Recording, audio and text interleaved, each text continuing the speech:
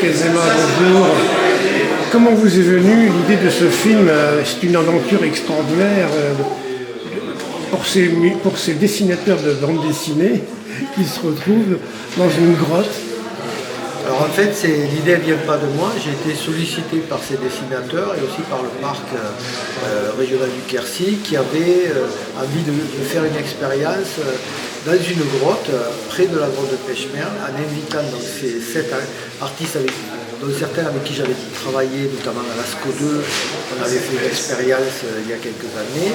Et donc ils ont pensé à moi parce qu'on se connaît, ils connaissent mon travail aussi de réalisateur et de préhistorien.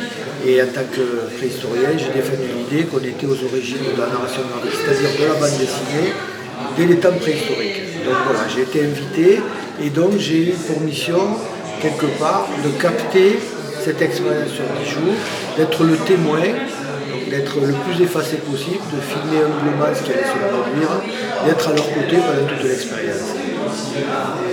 Donc c'est en plus une immersion, parce qu'il n'y a que vous êtes entre vous, et il y a aussi cet échange inattendu, quoi. C'est vraiment...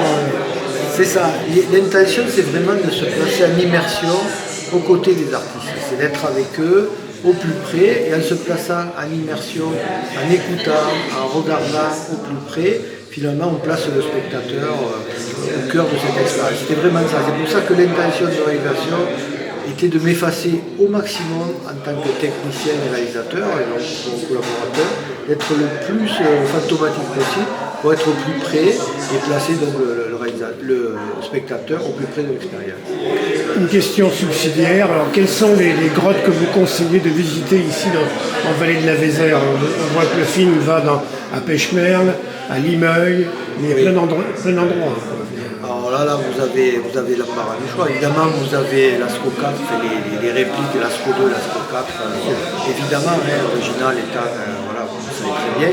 Et après, il y a Faune-de-Borne, il y a les Côtes-Barrel. Moi, j'ai des souvenirs émus aussi de l'abri de petites grottes comme l'abri du Poisson, Côte-Barrel, évidemment, la grotte des Gravures.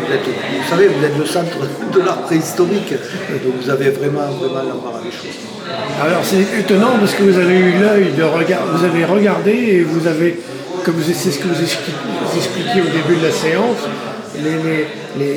finalement si on met les chevaux, enfin les animaux les uns sur les autres, on voit qu'ils bougent finalement.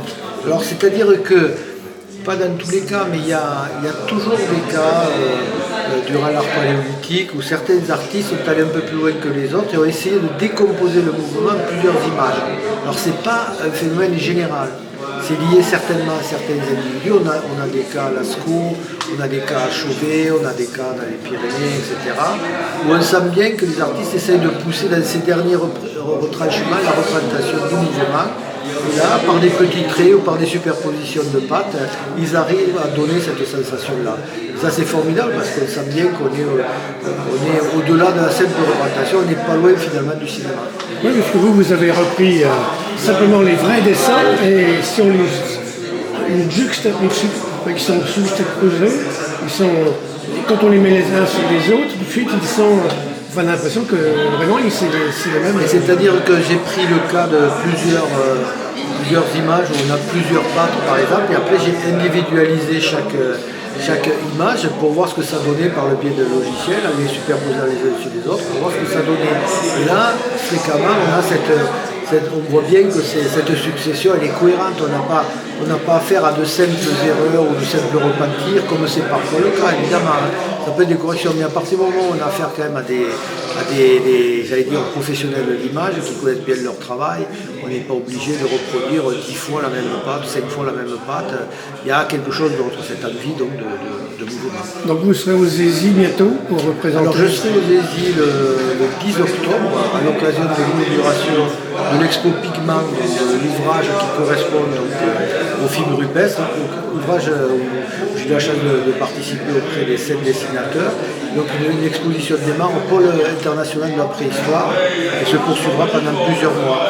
Et c'est aussi en association avec le festival de Bassillac qui va démarrer à ce moment-là et pour lequel plusieurs dessinateurs seront présents pour dédicacer l'ouvrage Picman. Je serai également présent. Merci à vous. Merci beaucoup. Merci. Merci.